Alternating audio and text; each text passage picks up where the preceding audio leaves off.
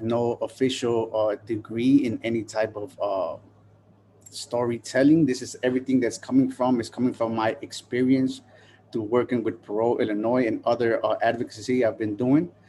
Um, so as I was going out throughout my day today, I was kind of contemplating what we were going to be talking about. As any good organizer knows, there's always last minute changes to your presentation. So I came across a fun fact that I will address for you in a little bit.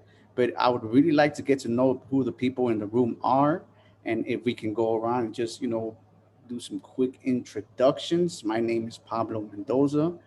As you previously stated, I work with Parole Illinois, and if people would like to chime in, maybe one at a time, Rose, if you would please tell us who you are and maybe a little fun fact about yourself.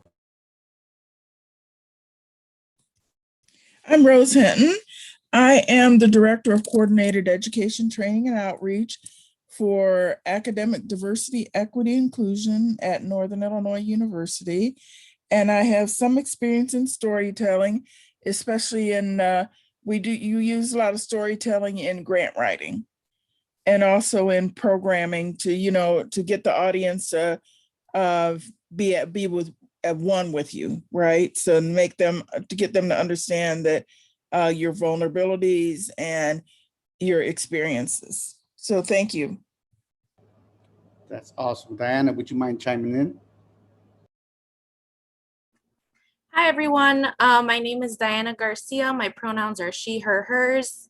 I am a recent graduate student from Northern Illinois University as well. Rose is one of my coworkers. I too work at the Office of Academic Diversity, Equity, and Inclusion, specifically in the Social Justice Education division. But I'm very excited to be in this space and hear a little more about storytelling and the impact that can have in communities. And forgive me if I butcher your name, and please correct me. Is it Kaya? Hi, yes, it's I pronounce it Kia. Nice to meet everybody. Nice to meet you, Paulo. It's Kia Sandler. I use she, her, hers pronouns. I am the development associate for Chicago Votes. So definitely I resonate with you, Rose, and like storytelling like via grant writing and like via facilitation. I'm also like a former high school teacher, so I definitely recognize the significance that storytelling has for like young people. And just I think in our work a lot, we do a lot of intentional narrative changing, right? Like trying to educate people by trying to just recognize like the narratives that we've grown up with and unlearning and and kind of re-educating ourselves. So I definitely understand the significance of storytelling in that way in this work. So super grateful to be here. Oh, was that supposed to be like a fun fact? Uh, fun fact is I'm not originally from Chicago. I'm from the East Coast. All good. Awesome. It's like what they say, it's not where you're from, is where you're at. But we appreciate your help. Alex was the organizer of this, kind of the person who reached out to me for this specific training. She did so, and I said yes because she gave me my first opportunity at an employment after being serving 20 years in the Department of Corrections. And had she told me to ask me to jump out of a plane, I would have done so, and I would do so today. So, Alex, please introduce yourself.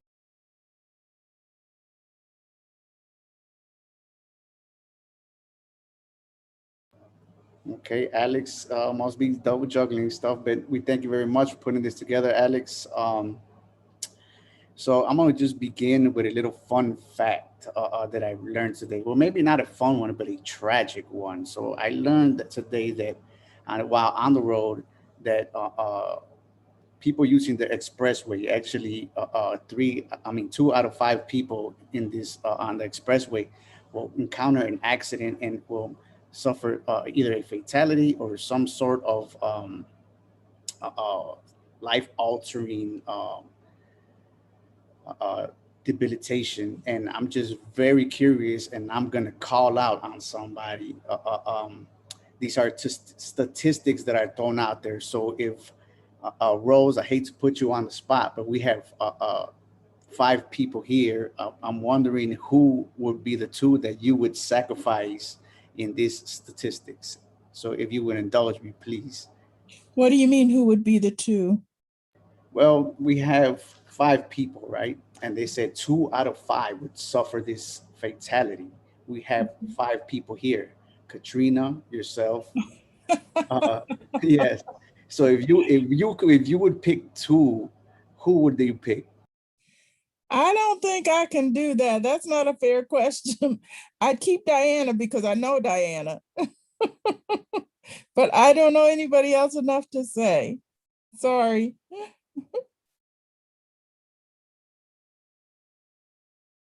Not a problem, but that was my specific point, right?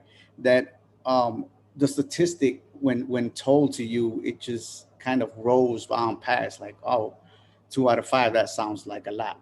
But when you start putting faces to this statistic, now you're beginning in the storytelling, right? Now you're identifying with the person. It's hard to sacrifice somebody like that, and you know what I'm saying. This is the power of storytelling. Uh, um, so if I would put somebody else on the spot, but I would be afraid to be one of the ones to actually get sacrificed. So we're gonna just skip over that there. But uh, it's very easy to accept a statistic. It's kind of hard to do it when you're in the face of it, right? And this is the beauty of storytelling, that we put a face to these numbers, and you know what I'm saying, make sure that people see exactly that it's people who are being affected by these specific numbers, right? So what my experience is through Parole Illinois, and this is Parole Illinois strategy. It is a more personable one when you see the actual person. So what we do is we bring forward people who are directly affected by the prison industrial complex, and we bring them to the meeting to legislators so that they can tell their stories, right? Usually, when we encounter or we deal with legislators or anybody for that matter regarding being people in prison and releasing people from prison. Um, it's very abstract, right? You think of the person on the inside having done something worthy of them being there, but you don't really see the collateral damage behind what is actually occurring. So when we bring forth the families, you can actually paint a picture of the pain and trauma that it causes, not just the family members, but the community as a whole. And in Parole, Illinois, we bring those stories forefront so that we can show with the actual person there what storytelling actually does, and it transcends all the different statistical analysis, and it brings you forth a person that you identify with. It was very hard for you to sacrifice somebody, and we hope that that is the same ends in the storytelling narrative. Now, that's not to say that we will always get that point across, but it is a strong tool to do so. And seeing that actual person, it makes it so much identifiable. So we do that. Illinois presents an inclusive approach, where we bring forth the voices of the individuals, and that's kind of my message today. Um, Now, having the I want to just kind of go into meat meat and potatoes of what kind of involves is storytelling, and the number one thing that I see is messaging, right? So having a clear message is paramount to the storytelling. um, what I will attest to here, and I will say this because I'm the type of person that won't say anything behind your back that I wouldn't say to your face, is a couple of maybe airing some of our laundry in Pro Illinois. We've had a somewhat incohesive communication method, and that has brought about uh, some issues dealing with messaging. one of the key factors in presenting a story is making sure that you and your organization are presenting the same message.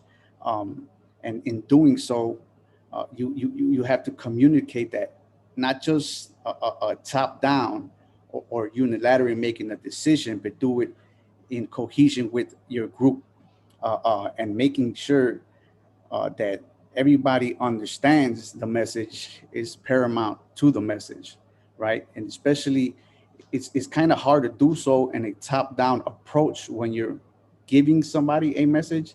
It's a lot easier when you're bringing the group in whole to this specific creation of the message.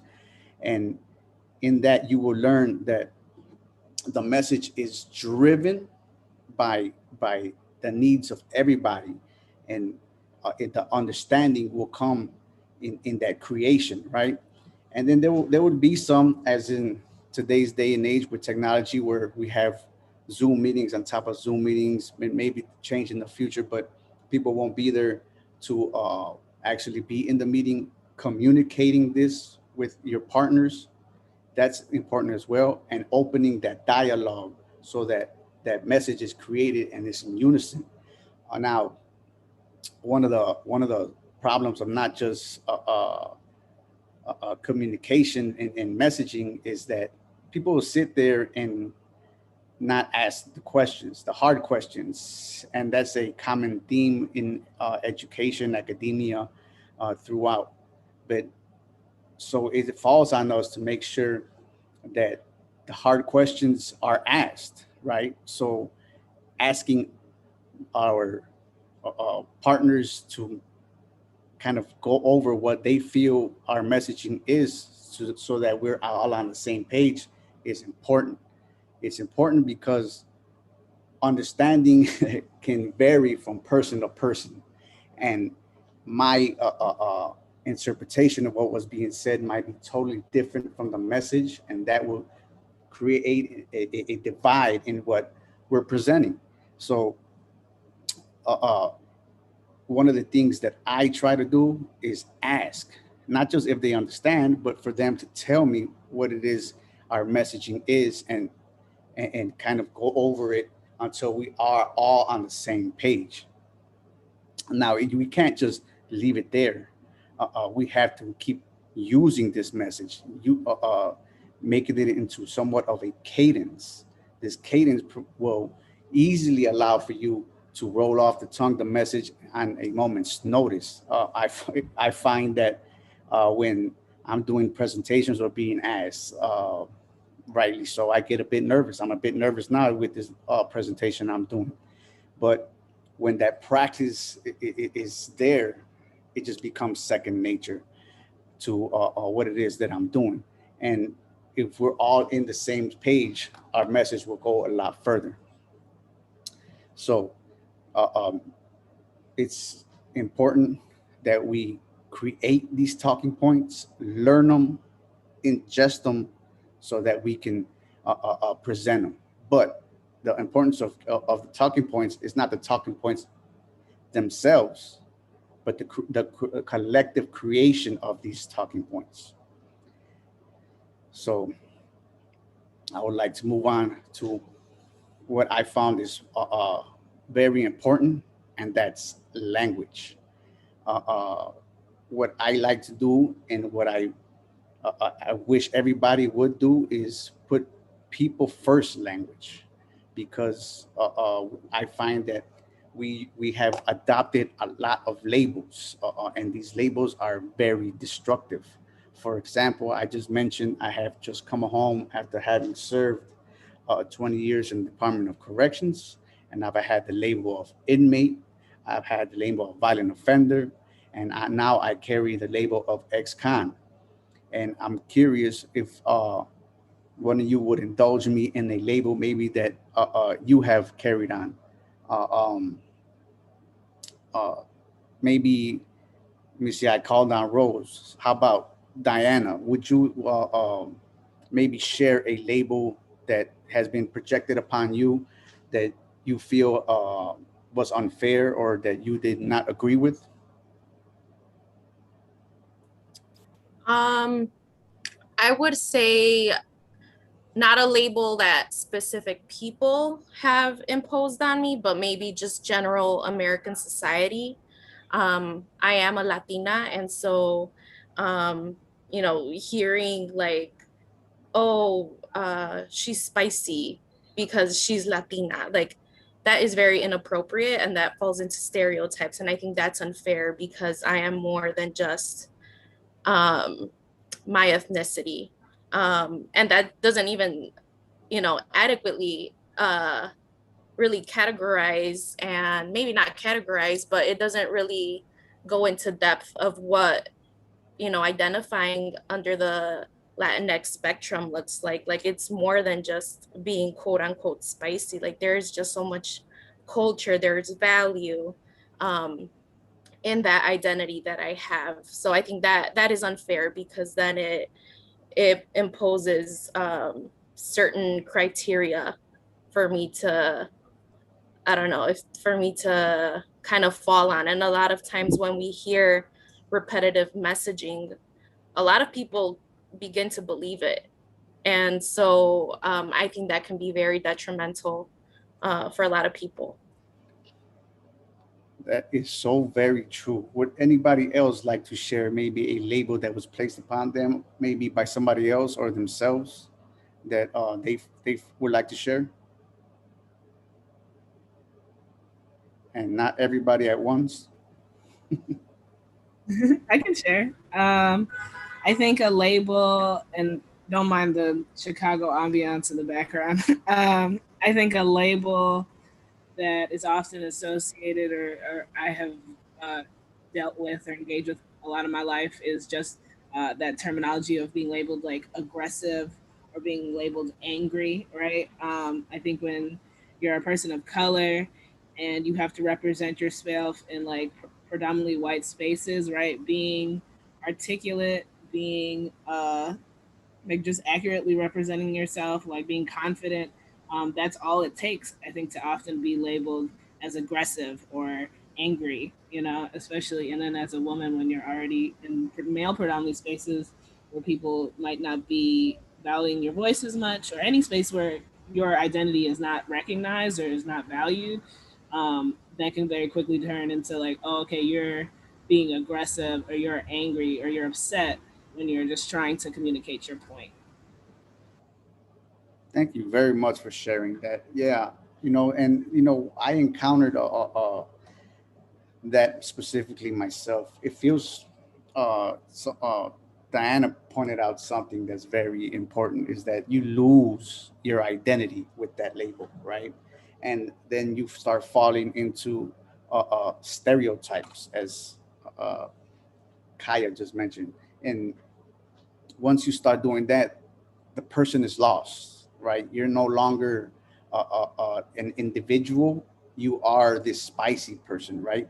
And we kind of lose ourselves, and now we're in an act where we're trying to be somebody we're not, in the space where we're not accepted. And we're not accepted because this is a long history of people adopting these labels and these stereotypes and then reflecting them back upon the world.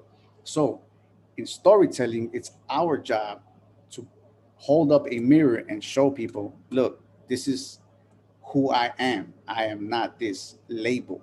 And I recently ran into a label that I've used a lot myself, that I found is very detrimental. And um, I found a lot of women find it offensive. So in a space where there were women involved, I mentioned, I actually identified them as female, and I was stopped in my tracks. I was told that, oh, female is, they find that to be derogatory because it's how men generally uh, bring use that label to bring women down.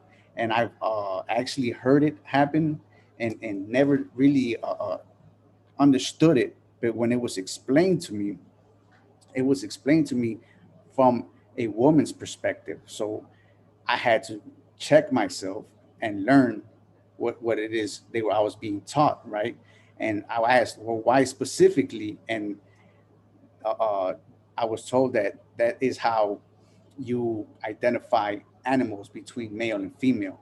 You know, that we don't use that for men, and that goes to that patriarchal society where men are referred to as men, right? Or but we don't refer to women as women, right? We refer to them as female. So uh, uh, that is used in a negative light in society, and that's something that I look to check myself with, so that I don't use them labels myself, right? This practice stops, right, the reinforcement of the oppressive language, and that's something that each of us have to do. We have to recognize the language that we use, and then when we're being denigrated, such in the case as Diana, right? It sometimes is done in jest or in good humor, but the onus falls on us to actually check that language, right? In the middle of a conversation sometimes, and you might come across as the angry person, and rightly so. You have to control that narrative, and therein goes. I transition to the next point, which is the controlling of the narrative and raising awareness when someone uses a derogatory term such as this. Um, we will, in our advocacy, we would forever be in rooms where we are maybe the only woman, the person of color, and you know, if we have to use our stories to get them points across so that people can check those privileges and shed that uh, uh, perception of who we are and who people that look like us are.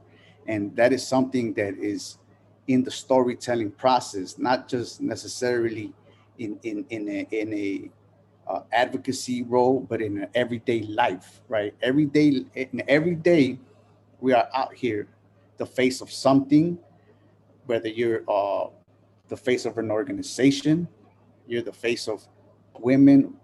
I mean, intersectionality is big. We're not just men, we're not just women, we're not just women of color, we're not just Latinas. There's an intersectionality and in all these different identities, and we have to control this narrative, and we do so as we walk and talk every day. So we need to hold ourselves accountable and make this a practice so that we mirror this and model this for those who are in the room with us. And that storytelling has been a very big tool, because in my experience, I have been in a room where people have been advocating for years on uh, uh, different issues around social justice, and they adopt these labels, and it's up to me to tell them, these labels are hurting our cause. And though they have good intentions, right, their intentions are not being shown through when you're using these labels. You're creating your own walls and boxing yourself in, so you're no longer Diana, right? You're this label, and we keep doing this, and so long as we keep compartmentalizing each other, we'll always be divided. One of the great things about storytelling is that we can bridge all these gaps because we become identifiable as a person, right? Um, I can tell a story about my childhood, and that'll come across to anybody because everybody was a child, right? So now I'm no longer this violent criminal, what I'm saying, because we have this specific commonality. And I will only be able to do so in telling my story. And those stories are super important, especially those that are never told, right? People of color never have the story told unless it's some kind of vilification or Hollywood uh, uh, feel good story, right? Well, not just people of color, but everybody suffers, whether it's a sickness, an ailment, a loss of the family member. And this is a commonality throughout, greater society. So it doesn't matter your race, color, or creed. We are all human, and we all fall under the spectrum of where we have feelings. We might feel them a little bit different than everybody else, but in telling our stories, we will find those commonalities. But we have to use the stories of those who have been marginalized so that we can present our advocacy and push it forward. Bringing those voices to the room, that is of grave importance, and I found it to be a useful tool in my advocacy. So I guess the greatest lesson that I've learned thus far is just how much I've internalized this oppressive language, right? This is an exercise in constant checking of my privilege. So just the other day, I was in the middle of an academic setting, and I found myself using oppressive labels, and in doing so, that was a eye-opening experience, but something I was deeply ashamed about because I'm out here uh, being the voice for ending these hierarchical systems and these oppressive systems. And it was a what they call a come to God moment, that even in the fight, I myself have so much internalized these different labels that in my work, in my everyday life, I use them. And that to me was shameful. And I was sitting with myself for a minute, trying to figure out, what it is. Was I a fraud? Was I preaching something that I'm not walking? And you'll learn something about yourself. And in this case, for me, it was very disturbing, right? So I couldn't really reconcile that within myself, and I kept questioning myself: am I doing the right thing? Am I practicing what I preach? And I want to say to everybody here that it's okay, right? It's not. You're not a bad person. You're just disassociating yourself from this oppressive system, and that has been one of the greatest lessons for me, because I have learned about myself.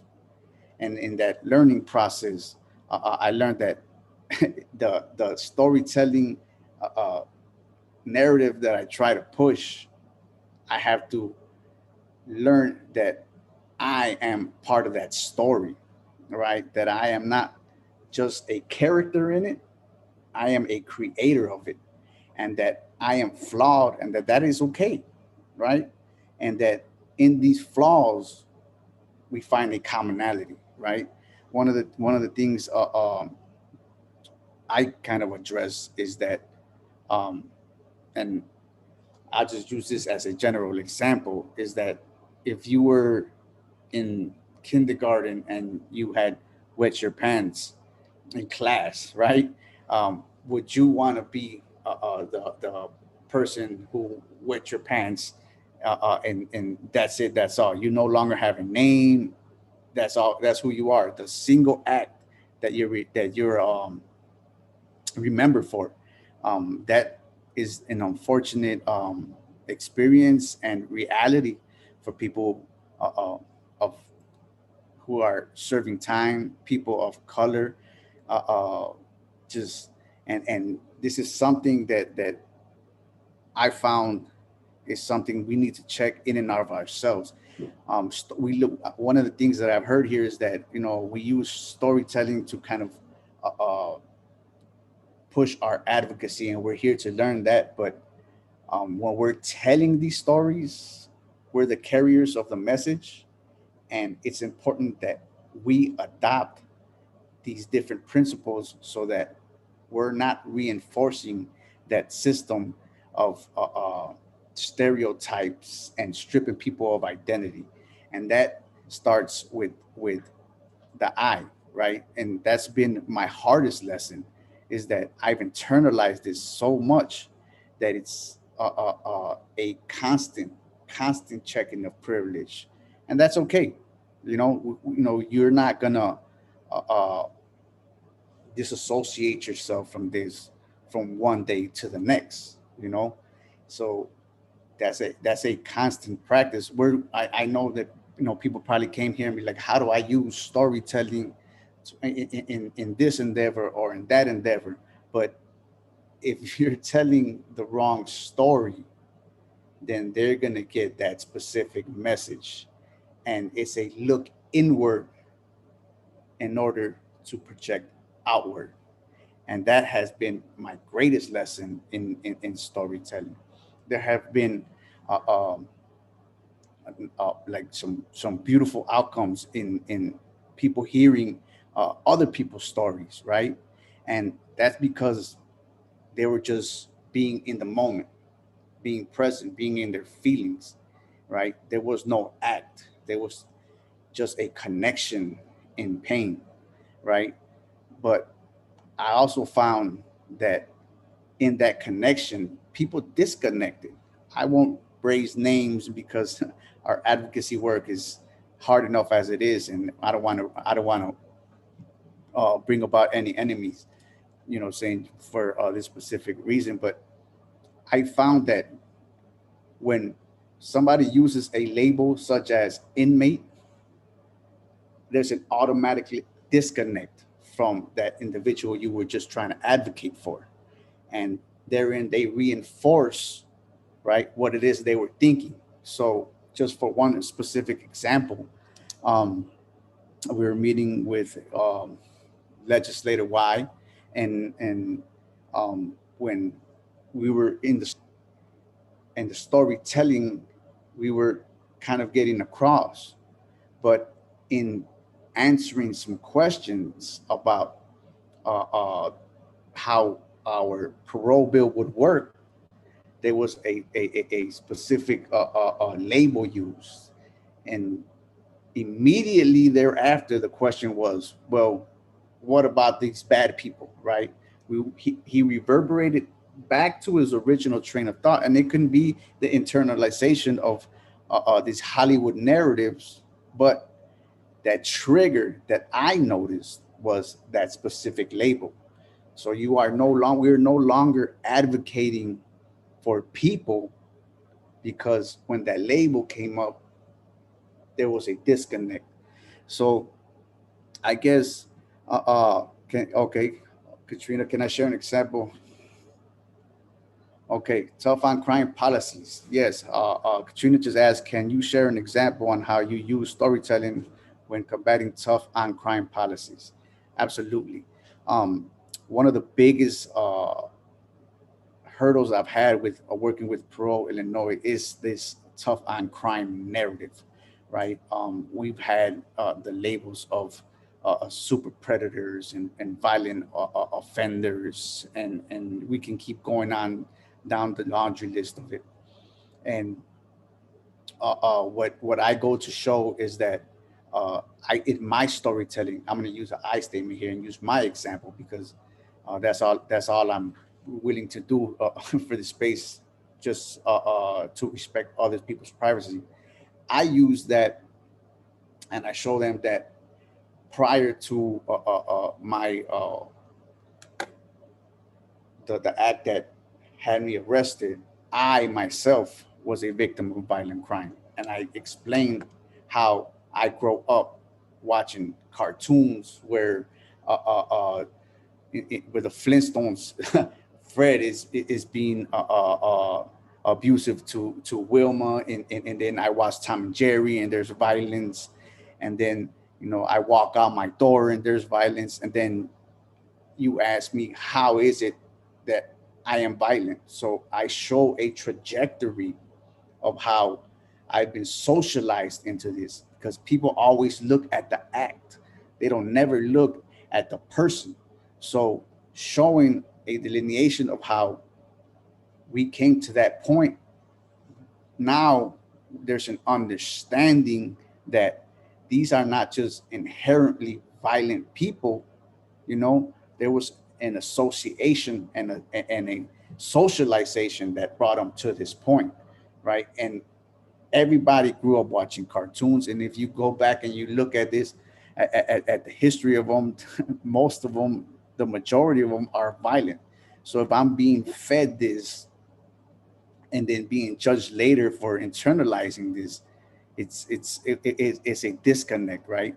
And then also I bring into the story the fact that, you know, my socioeconomic status, the where I dictated where I live, and that everywhere around me, violence is a norm, right? You stick me in a prison where violence is a norm, and then now you want to judge me for these specific for being violent, right? I mean, that's what you. This is what society has taught me. That's what I know, you know. So, I use that example to get a point across that we're just people, right? If you were to teach me to be a plumber, I would be a plumber. If you would teach me to be an electrician, I would be an electrician, right?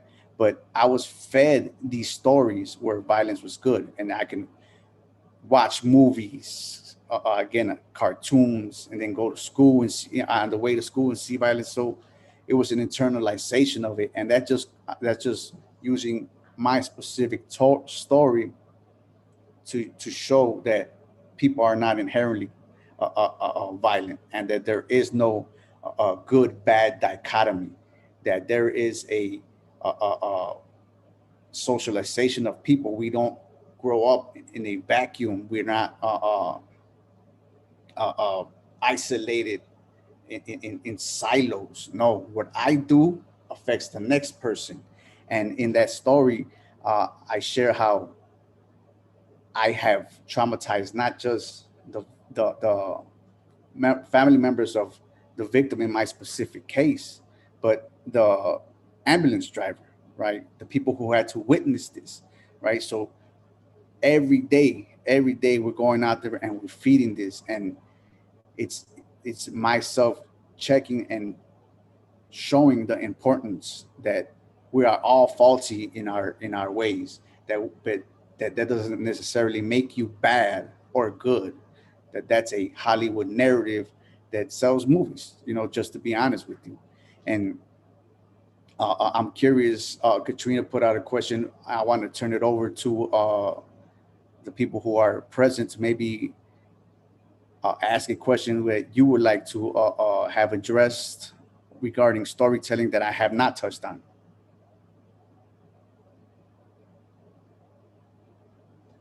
No.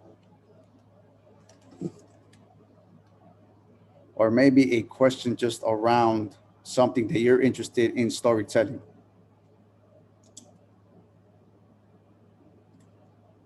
I have a question.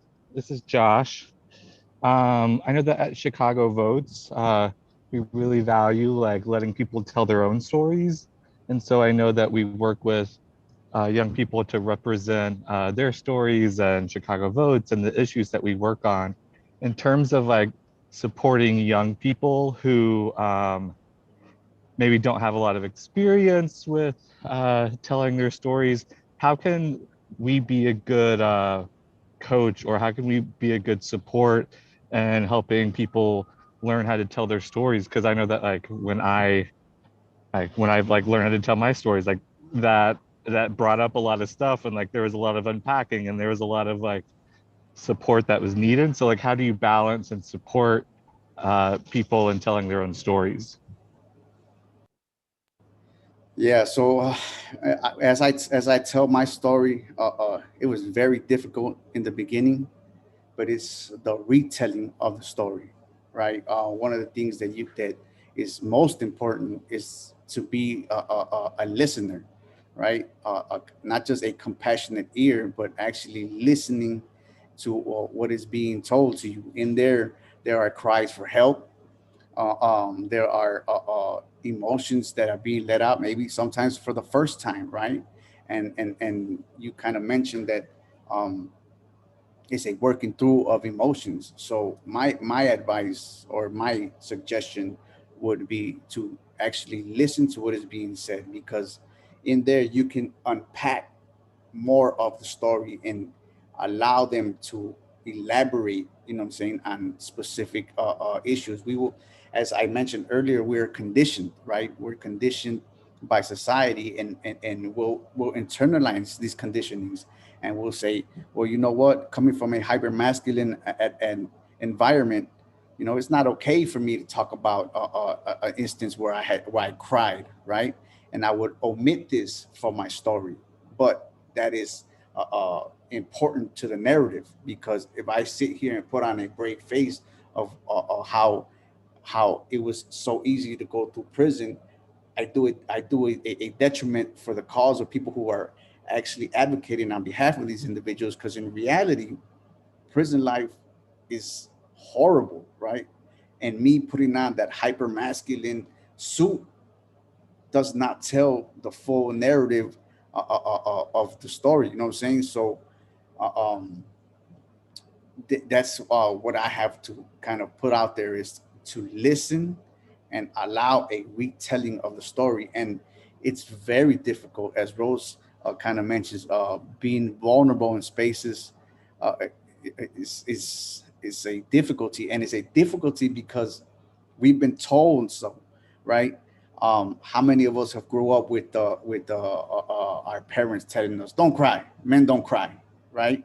And girls don't do this. And so again, I go back to the to the point that we internalize these, and it's important that we educate around that, right? So after or before they tell the stories, and education around storytelling narratives is awesome, and you do that by telling your story, right?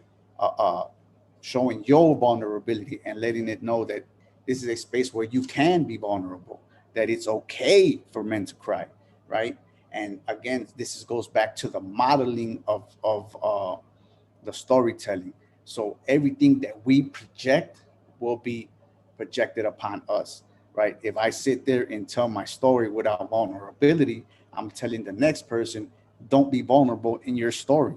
And that is not what storytelling is about. Storytelling is about telling the story, and it's not the instances that happen, but those tied to the emotion, right?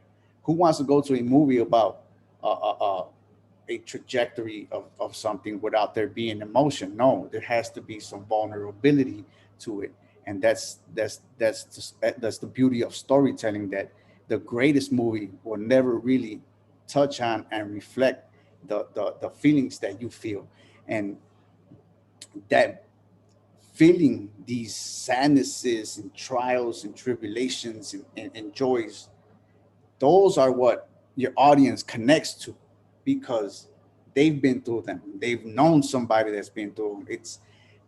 There is nothing new under the sun when it has to do with feelings. We all have the same feelings, the same emotions, and storytelling is about connecting to that, right? And we need to be vulnerable in these spaces, and that's one of the key points of storytelling is when you shed your suit, you shed that persona, you're at your most rawest.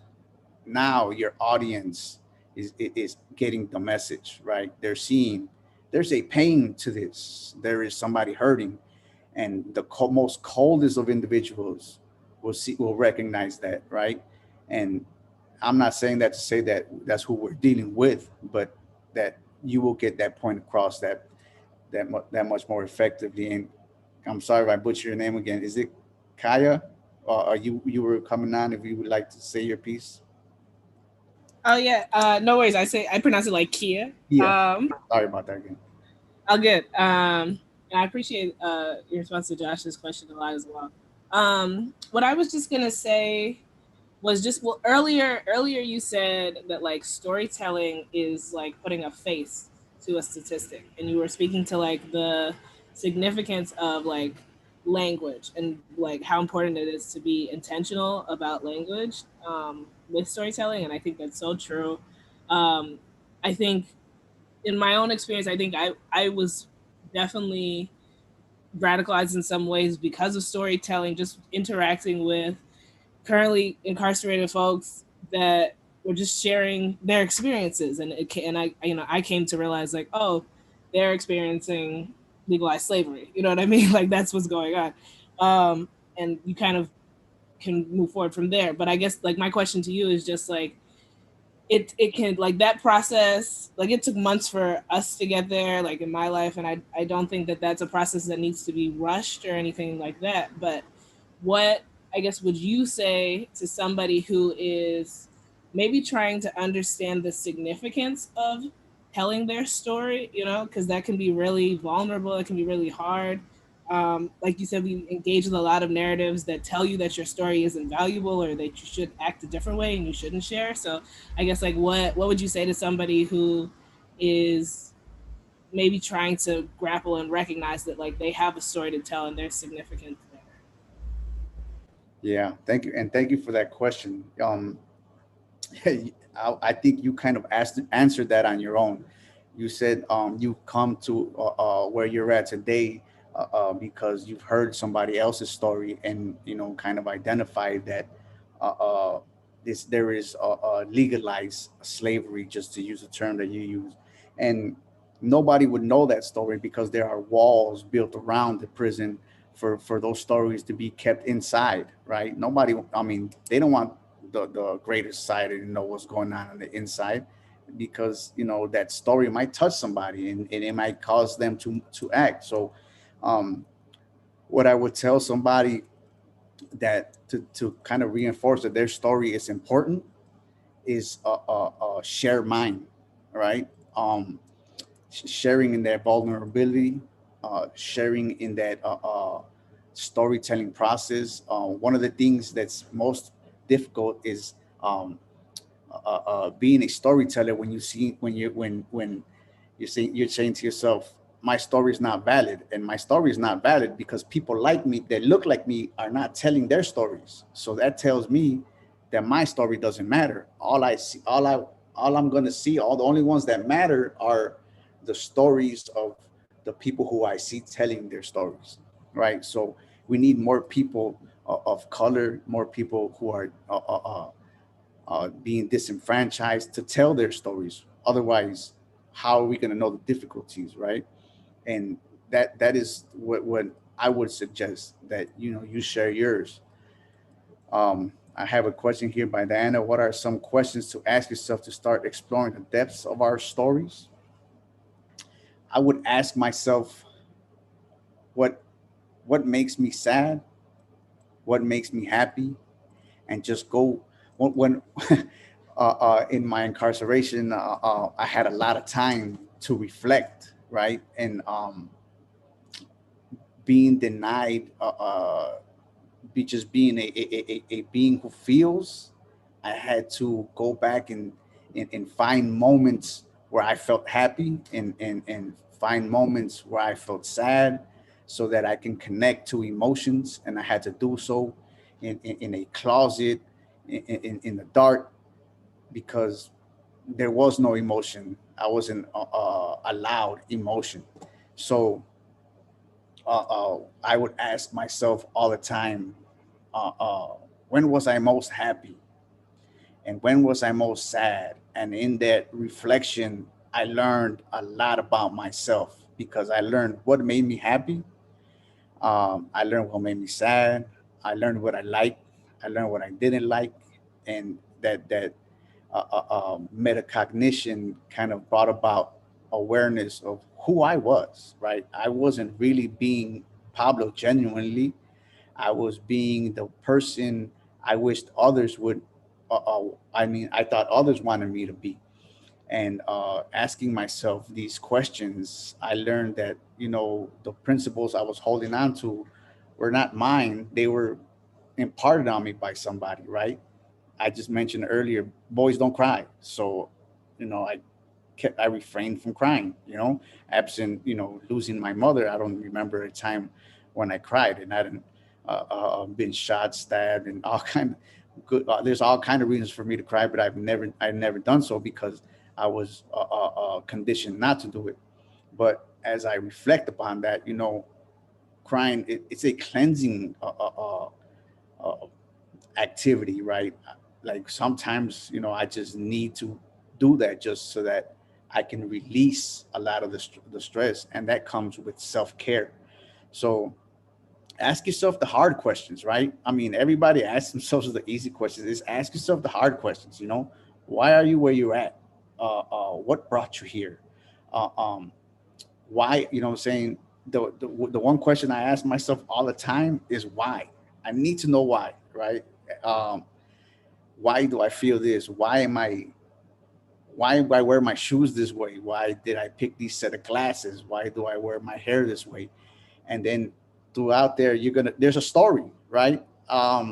Somebody I hold a high regard to wears their hair like that, or I like this glasses because I seen this actor had them on and they look kind of nice, or what I'm saying, it just these that question why is so important in storytelling, because it's not going to just inform you of who you are. It's going to inform you of your journey to where you've gotten. So I would always ask myself why. And I see that we're coming upon 4 minutes. So if there are any other inquiries, I would like to take them now.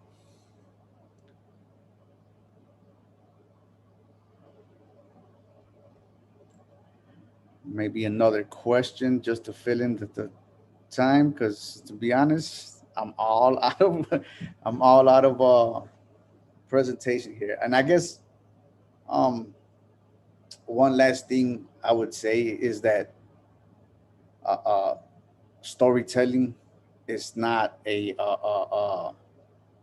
it's not us projecting outward. It's really not. It's us looking inward.